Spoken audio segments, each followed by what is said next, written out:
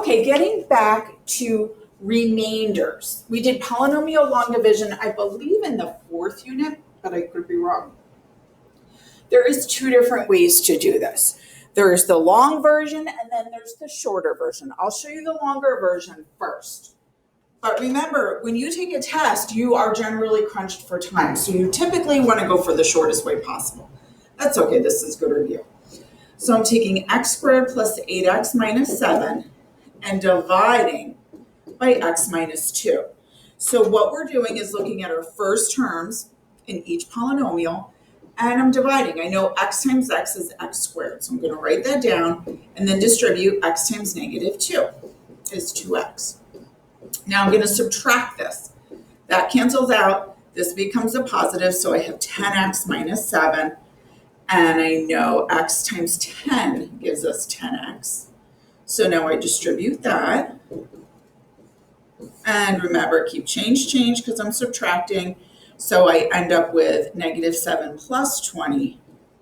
So I have 13. That's my remainder.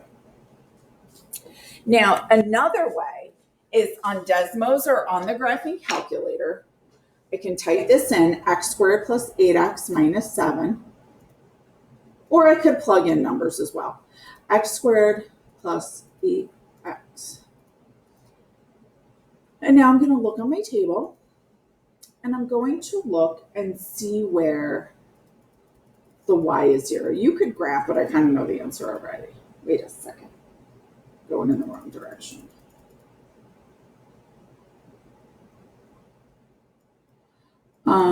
So we are, just spaced out for a second, dividing by x minus 2.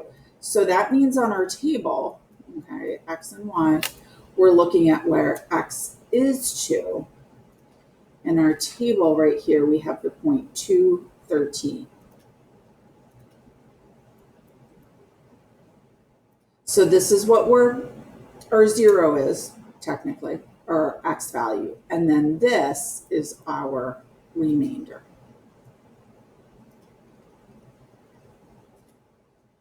Now down here, it says given the cubic polynomial, y equals x to the third minus 5x squared minus 4x plus 20, answer the following.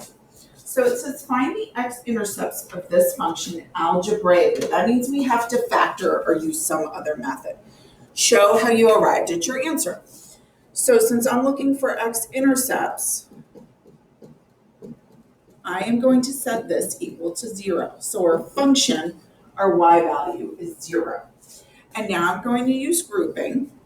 So I take out an x squared and I'm left with x minus 5.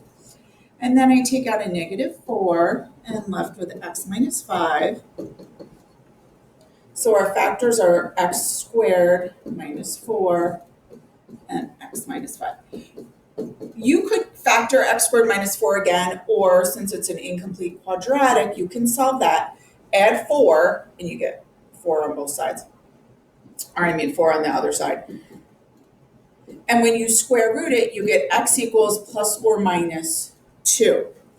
Then when you set this one to equal to 0, you get x equals 5. So we actually have 3 x-intercepts. Negative 2, 2, and 5. Now explain why the graph below could not represent that of f of x. There's a couple different reasons. Here's a double root, single, single. That's 4 roots, 4 x-intercepts. We only have 3. You could also say this is the shape of a quartic, an exponent of 4, and we have a cubic. Ours is only an exponent of 3. And number 7, we didn't actually do this at the beginning of the year, but I thought it was really good practice, so I left it in anyway. Remember, identities are the, when you simplify each side of the equation, you end up with the same answer. So this side, there's not much going on that I could do. I'm going to leave that alone. I'm going to distribute this over here. So I have x to the third minus x squared y plus xy squared. And now I'm going to distribute this y. So I have plus x squared y minus xy squared. Okay, that looks like a big mess. Now we're going to cross out what we can. So I have negative x squared y, positive x squared y, xy squared, and I'm left with x to the third plus y. And it is the same as this. So both of these are equivalent. It is an identity. And I'm just going to finish up this on the same video. It says for the cubic polynomial y equals x to the third minus x squared minus 44x minus 96, answer the following. Given that f of negative 3 equals 0, what binomial must be a factor of this polynomial? We know that this is a 0. This is an x-intercept. And factors and zeros are opposite signs. So that means x plus 3 needs to be a factor. Now, using that, we're going to do B. It says, given your answer to A, algebraically determine the other two factors. So I'm going to take my original polynomial and divide it by x plus 3. And we will have to do a little bit more factoring.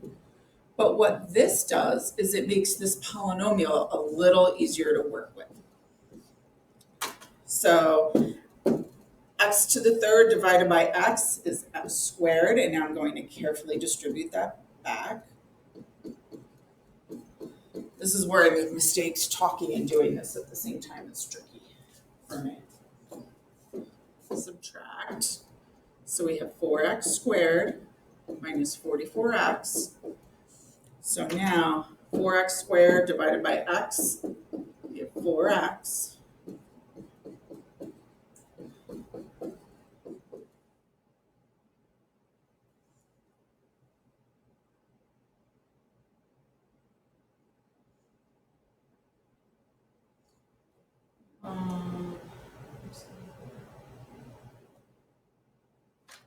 Oops, my bad, that should be a negative, right? So then,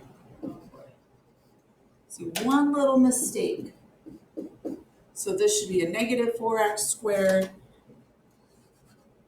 and this should be a minus 12x. So when you subtract this, that cancels out, and that becomes negative 32x minus 96. So then I'm going to distribute this, negative 32x, and that gives us minus 96. So when we subtract this, everything cancels out, and our remainder is 0, which is good. So we know our first factor is x plus 3. Now I'm going to take that piece, bring it down here, x squared minus 4x minus 32. That's our quotient. And now I can factor this. This is a trinomial. Multiply to negative 32, add up to negative 4 is minus 8, and plus 4. So the other two factors are x minus 8 and x plus 4.